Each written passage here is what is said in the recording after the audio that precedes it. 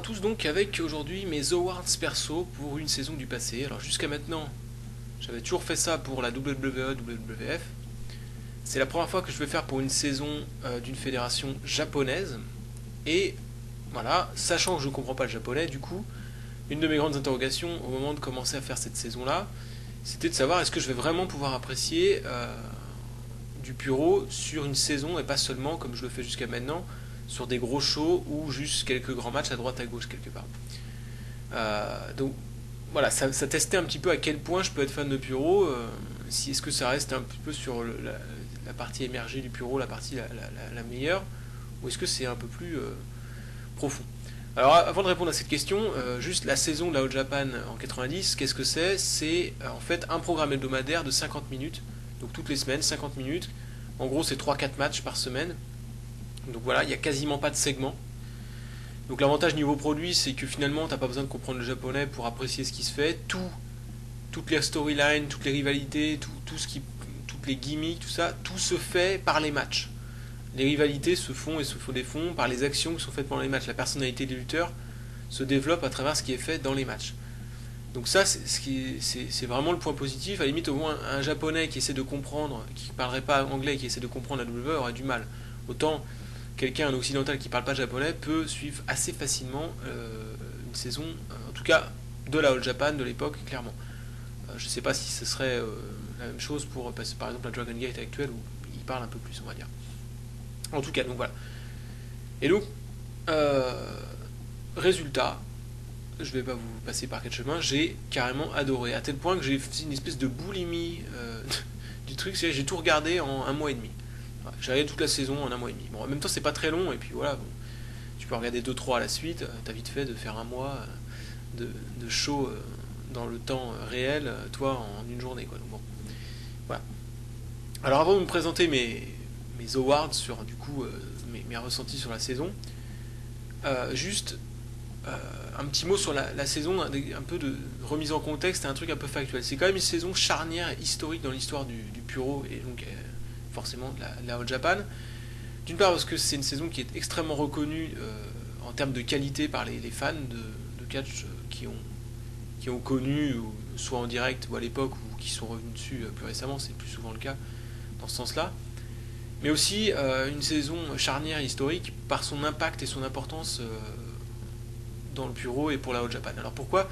En fait, la All Japan a été bouillonnante dans les années 80. Elle a fini les années 80 en créant le titre Triple Crown qui réunit 3 grandes ceintures. Bon, je vais pas détailler ça. Elle a comme grande star, grosso modo, enfin 2 noms en particulier, Jumbo Tsuruta et Genichiro Tenryu. À la moitié de la saison, là, 90, Tenryu s'en va. Il emmène avec lui une moitié du roster de la All Japan pour créer une autre fédération, la Super World of Sport, qui va devenir ensuite moitié War. Enfin bref, c'est Tenryu qui fait son délire dans son coin. Bref, tout ce que je veux dire par là, c'est que ça laisse quand même un gros trou dans la fédération. Il manque la moitié du roster quasiment, si vous voulez, par rapport à ce qu'il y avait dans les années 80. Et du coup, ça laisse l'ouverture à de nouveaux lutteurs. Et parmi ces nouveaux lutteurs qui vont pouvoir en profiter, il y a l'élite, les 4 des 5 grands noms des années 90 pour la All Japan, que vous connaissez certainement si vous êtes intéressé un temps soit peu au puro. C'est Mitsuharu Misawa, Toshiaki Kawada, Kenta Kobashi et Akira Taue. Il n'y a pas Yun Akiyama, il n'a pas encore fait ses débuts, donc voilà. Il n'y a que ces 4 là. Enfin, c'est déjà pas mal. En fait, vraiment, l'année 90, c'est l'année qui montre les fondations de ce qui sera reconnu, je vais peut-être en faire pas mal des caisses là-dessus, mais ce qui sera reconnu comme ce que la lutte a fait de mieux dans son histoire. Par pas mal de monde, moi je veux bien le croire, je connais pas encore toutes les années 90 de la All Japan, donc voilà, je laisse une réserve, mais c'est vrai que sur ce que j'ai vu, ça me paraît extraordinaire.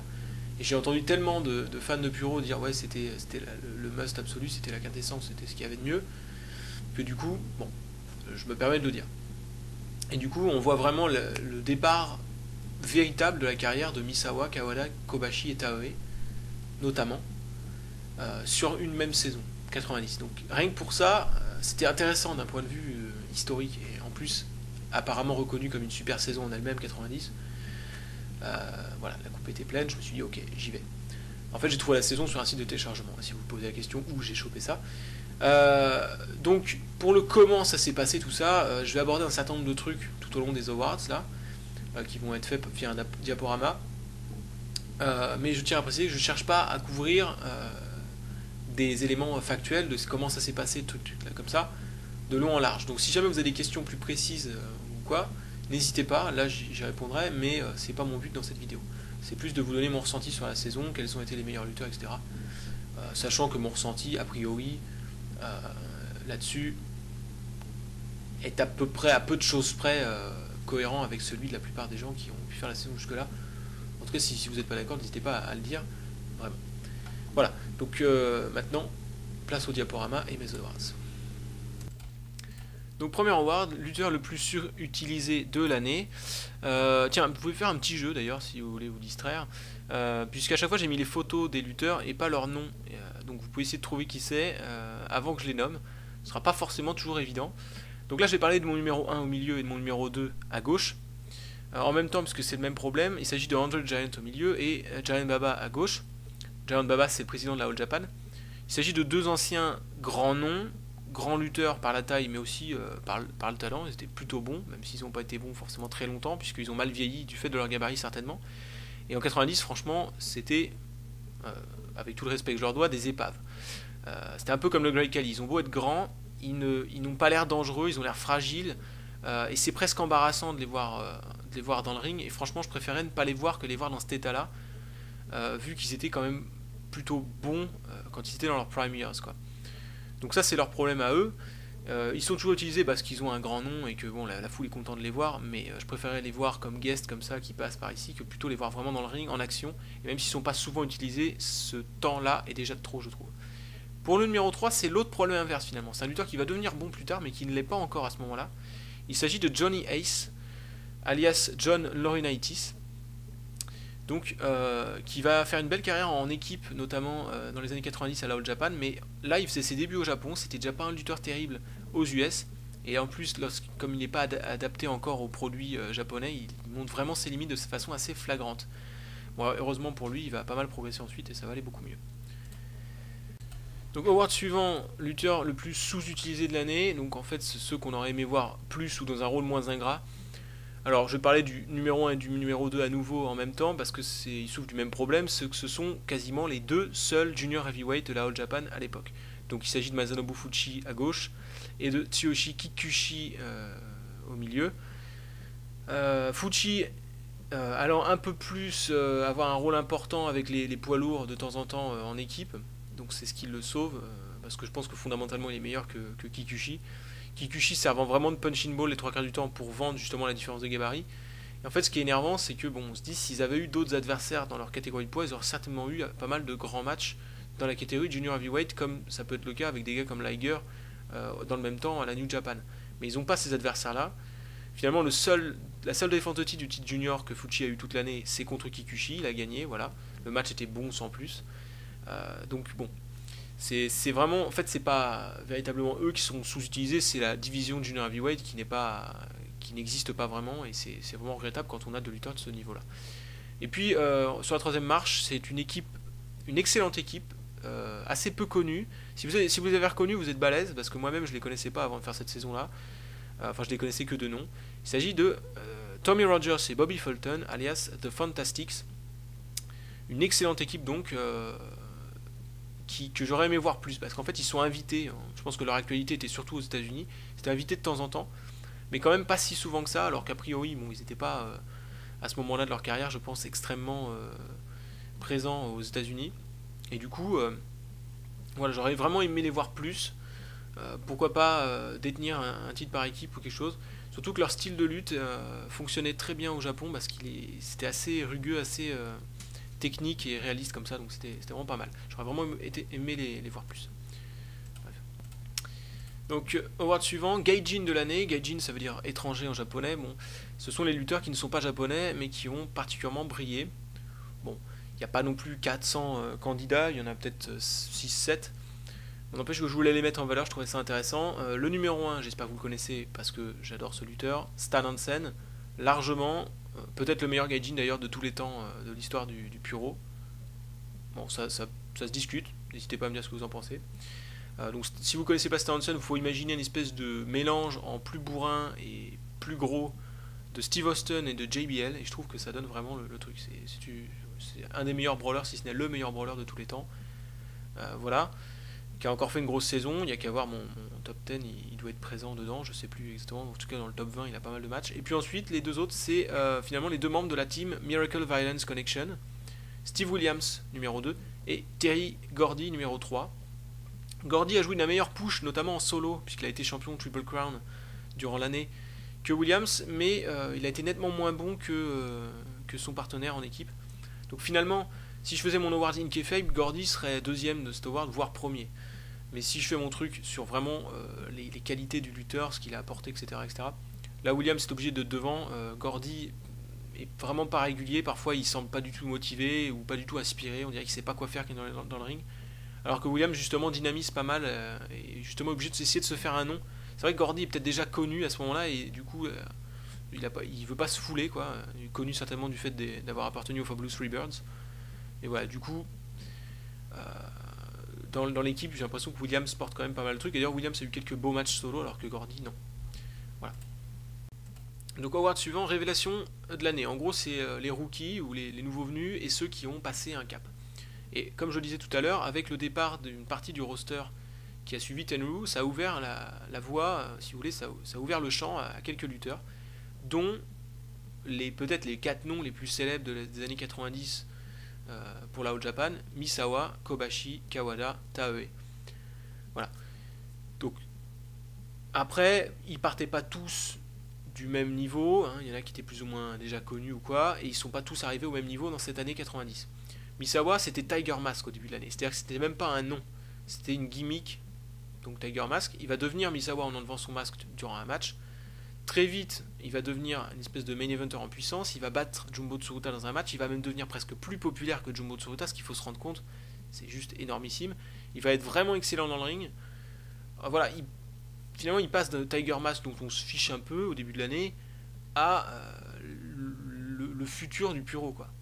Et ça va s'avérer être le cas. Je mets Taue deuxième et je ne mets pas Kawada ni Kobashi sur le podium parce que Kawada était déjà assez connu, finalement il n'a pas eu une grosse progression dans l'année. Véritablement, il était déjà champion léger avec Fuyuki au début de l'année et finalement, bon voilà, on va pas dire que son statut a énormément évolué.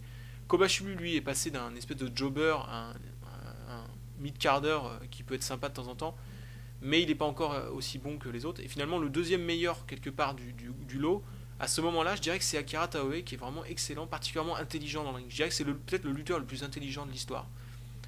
Et déjà à ce moment-là, donc voilà, lui en plus partait de loin, il s'est vraiment fait un nom lui aussi après le départ de ceux qui ont suivi Tenryu. Et puis donc, puisque Kawada et Kobashi ça n'a pas été une progression vertigineuse, j'ai préféré laisser le troisième Steve Williams qui faisait plus ou moins ses débuts au Japon, qui a eu ses premiers titres, qui est devenu quand même une star. Et lui aussi, mine de rien, va être un nom important de la décennie à la All Japan, sans faire partie du Fabulous 4 ni Fabulous 5, puisque Akiyama n'est pas encore là. Et du coup, un peu lié à ce que je viens de raconter sur la révélation en progression de l'année, feud, storyline, moment de l'année. Bon, j'ai mis tout ça dans le même sac parce que c'était un peu trop compliqué autrement de vraiment départager. Finalement, ce que je vais mettre en valeur ici, ça va être surtout les éléments qui vont permettre cette progression. La numéro 1, c'est la rivalité entre le clan Jumbo Tsuruta et le clan Misawa. Donc en gros, c'est Misawa, Kawada, Kobashi contre Tsuruta, Taue, Fuchi. Ils vont avoir des séries de matchs les uns contre les autres, 2 par 2, 1 contre 1, etc. etc. Et c'est vraiment déjà des séries de matchs absolument énormissimes. Il y a plusieurs 5-star matchs qui ont découlé de ces séries de matchs-là. Des 5-star matchs que moi je donne, mais que plein d'autres personnes donnent. Hein. C'est vraiment une série de matchs exceptionnelle qu'il y a eu à cette époque-là. C'est probablement en termes de qualité de match la meilleure rivalité de tous les temps. Et puis c'est vraiment une rivalité qui a permis donc de créer ces nouvelles stars. Ça a aidé considérablement Kobashi, Taue, Kawada et Misawa, sans faire perdre, au contraire d'ailleurs, son aura de légende à Jumbo. Donc ça c'est cool. Le moment de l'année derrière, enfin le numéro 2, donc ça c'est la première image, hein, numéro 1. Numéro 2, j'ai mis le moment où Misawa enlève son masque. Alors on peut voir sur l'image que c'est Kawada qui lui enlève son masque et Misawa le prend et le jette dans le public. Misawa lui avait demandé en fait de l'enlever. C'est vraiment, on a l'impression qu'il en a ras le cul. Ok, j'en ai marre de porter un masque, ça m'énerve tout ça. Puis, allez hop, je lance la gimmick dans le public et moi je deviens ce que j'ai envie d'être, c'est-à-dire moi-même. C'est vraiment un moment bizarre. C'est comme si tout d'un coup il y a un lutteur qui en plein match enlevait son costume et sa gimmick à WWE et décidait d'être autre chose. Comme si ça venait de lui, c'est assez bizarre. Et puis le troisième moment de l'année, alors là il n'a rien à voir avec la progression des gars dont je parlais, mais c'est un moment que j'ai trouvé hyper kiffant. C'est le moment où Tenryu et Stan Hansen perdent leur titre par équipe, ils étaient champions par équipe ensemble. Et du coup Stan Hansen, en bon bourrin des familles, se retourne contre Tenryu comme si c'était de sa faute. Alors que Tenryu a pris le pin, il était moitié KO à ce moment-là, donc c'est vraiment le gros connard. Et du coup, Jumbo Tsuruta, qui était en rivalité avec les deux à ce moment-là en tant que champion de la fédération, vient sauver Tenryu, c'est le bon gars, etc., hein, Jumbo.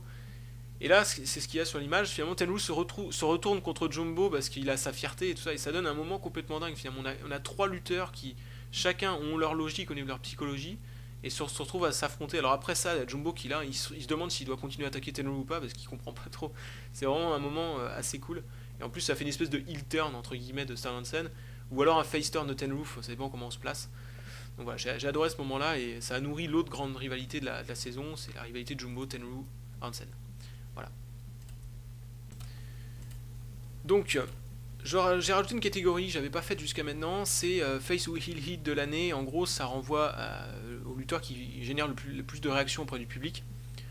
Je trouvais ça intéressant plutôt au Japon qu'aux US, parce que c'est pas la même façon de progresser au Japon finalement. Ça se passe pas par les promos ou tout ça, c'est vraiment ce que tu dégages un peu au quotidien, si je puis dire. Donc j'ai mis Tenryu numéro 3, malgré qu'il ait fait que la moitié de l'année. Mais sur la moitié de l'année où il est là, c'est le plus populaire, quasiment au même niveau que Jumbo. J'ai du mal à savoir lequel des deux est au-dessus de l'autre. Alors que Tenryu est plutôt heel, c'est ça qui est intéressant, c'est que bon, les gens, il est heel, mais les gens l'adorent quand même, parce que c'est un heel cool. Ah, bon, à voir. Jumbo numéro 2, c'est une énorme surprise, parce que franchement, bon, c'est l'icône absolue de la All Japan des années 80. Et en un an, quasiment, sa dynastie est pas remise en cause, parce que finalement, les gens aiment toujours autant Jumbo, mais préfèrent Misawa tout d'un coup. Parce que Misawa, c'est la jeunesse, c'est la nouveauté, c'est la fraîcheur, tout d'un coup. Waouh, il y a un mec qui vient tout chambouler. En plus, avec la manière dont il le fait. Et j'affirme vraiment qu'à la fin de l'année, il faut attendre vraiment les 2-3 derniers mois pour que ça se ressente. À la fin de l'année, Misawa est plus over que Jumbo. Et on a vraiment l'impression que cette transition s'est faite sur leur match entre les deux, auquel j'ai mis 5 Star Mark, qui est le match de l'année dont je vais parler tout à l'heure. Donc ensuite, match de l'année, bon en fait je vais en parler maintenant, du 5 Star match entre Jumbo et Misawa. En fait, je vais pas m'arrêter à parler de tous les matchs, mais ce que je peux dire sur l'ensemble, c'est que si c'est considéré comme une des meilleures saisons de l'histoire, c'est aussi par la qualité des matchs, et pas seulement par le fait qu'on a des changements de push et tout ça. Bon, le top 10, alors j'imagine qu'en voyant mon top 10 à 4 étoiles et plus, vous allez vous dire, bon, lui il a dû surnoter parce que c'est ancien et que c'est du Puro. Bon, c'est de bonne guerre de penser ça. Maintenant, si vous aimez le Puro, je vous invite à les regarder et à ne pas être d'accord avec moi, parce que franchement, ça serait surprenant. C'est vraiment excellent. C'est extraordinaire. Alors, on remarque, j'ai fait exprès de mettre Jumbo Tsuruta à chaque fois au début des lignes dans les matchs où il apparaît, pour vraiment mettre en valeur le fait qu'il est quasiment tout le temps là. En fait, sur les 10 meilleurs matchs, il n'y en a qu'un seul dans lequel il n'apparaît pas. C'est Stan Hansen contre Misawa. Maintenant, ça ne veut pas dire que Jumbo est systématiquement le meilleur lutteur de chacun de ces matchs-là. Mais c'est vrai que quand il y a un grand match à faire, on sent que la All Japan fait appel à lui. En même temps, c'est normal, puisque dans les années 80, c'était assez facilement le meilleur lutteur de la fédération. Quoi qu'il y a Tenryu qui est pas loin. Bref. Voilà, mais encore une fois, je vous invite à aller regarder et n'hésitez pas à commenter en dessous cette vidéo ou par message privé si vous voulez détailler un peu plus ce que vous en pensez, ou vous créez un topic sur un forum et vous me dites tiens, viens nous voir par là. Mais en tout cas, voilà, ça m'intéresse toujours d'entendre des gens parler de cette saison. Mais sincèrement, si vous aimez le Puro, regardez-les impérativement. Et si vous voulez découvrir le Puro, je sais pas si c'est la meilleure chose par laquelle commencer, mais pourquoi pas après tout, essayez. Ça peut être un point de départ, pourquoi pas. Ensuite, Tag Team de l'année. En fait, c'est pas forcément évident comme award parce qu'il y a beaucoup de matchs par équipe, mais il n'y a pas forcément tant que ça d'équipes régulières qui sont quasi systématiquement ensemble, à part Miracle Violence Connection que j'ai donc mis 3ème. In Kayfabe, ils sont largement premiers puisqu'ils ont été champions presque toute l'année. Et c'est l'équipe la plus dominante, ils ont gagné la Tag League, etc. Mais dans la qualité de match, c'est pas toujours trop ça. Alors que les autres équipes que j'ai mises, donc Misawa, Kawada en numéro 2 et Jumbo Taue, si on inclut les moments où ils sont en six-man tag aussi, donc eux2 plus un troisième gars, en général c'est pour Jumbo et Taue et Fuchi, et en général pour Misawa et Kawada c'est Kobashi. Ça fait vraiment, voilà, là c'est plus net, dans la qualité de match il y a vraiment du top niveau. Voilà, c'est assez en fait dans la continuité, dans la logique de toute façon des meilleurs lutteurs de la saison dont je vais parler maintenant. Donc voilà, donc j'ai mis Jumbo finalement devant Misawa et Hansen. En fait, ce sont je dirais les trois lutteurs qui ont le plus cette capacité sur quelques matchs à aller plus loin en fait. C'est le côté showstopper. Hein. Il y a des lutteurs qui sont peut-être meilleurs, plus réguliers que d'autres. À la limite, je sais pas si on peut dire qu'il y en a qui sont plus réguliers que Jumbo ou Hansen ou Misawa. Mais eux ont vraiment cette capacité, en particulier Jumbo et Misawa, je dirais, à vraiment de temps en temps sortir des performances qui sortent du lot et qui sont marquantes. Alors en plus, a priori, si j'avais dû, on va dire, épurer la rivalité clan Misawa à clan Jumbo, j'aurais dit c'est une rivalité Jumbo Tsuruta contre Misawa. Donc, finalement, les deux qui sont dans la rivalité de l'année, ils sont le centre, le cœur de ce qui est d'intéressant dans la saison. Et comme la saison est excellente, ça ne devient pas on va dire un fardeau à porter ou quoi que ce soit. Au contraire, ça devient quelque chose qui les met en valeur. Donc c'était assez logique qu'ils se trouvent premier et deuxième. La vraie difficulté, c'est de savoir lequel on mettait devant l'autre.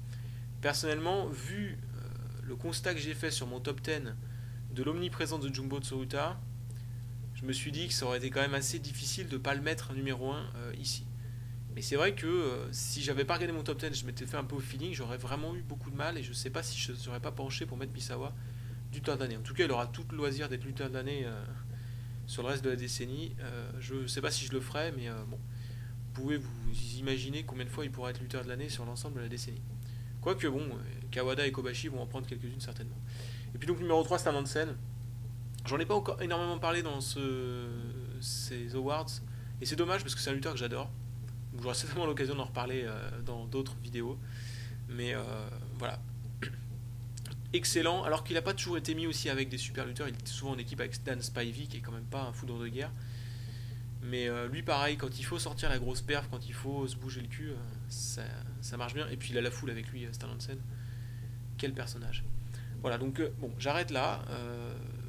De toute façon, je m'adresse quand même, à mon avis, à une majorité de gens qui n'ont pas vu cette saison. Ce que je peux vous conseiller, c'est d'au moins regarder quelques matchs du top 10, ceux qui vous tentent le plus à droite à gauche, et puis d'y revenir éventuellement au fil de vos visionnages. Si un jour vous vous mettez au bureau, vous découvrez un peu, revenez sur ce topic en connaissance de cause et vous le peut-être ce topic, cette vidéo, tellement habitué à aller sur les forums, en connaissance de cause, et peut-être justement vous allez le voir d'un œil différent et ça peut être pas mal. Voilà.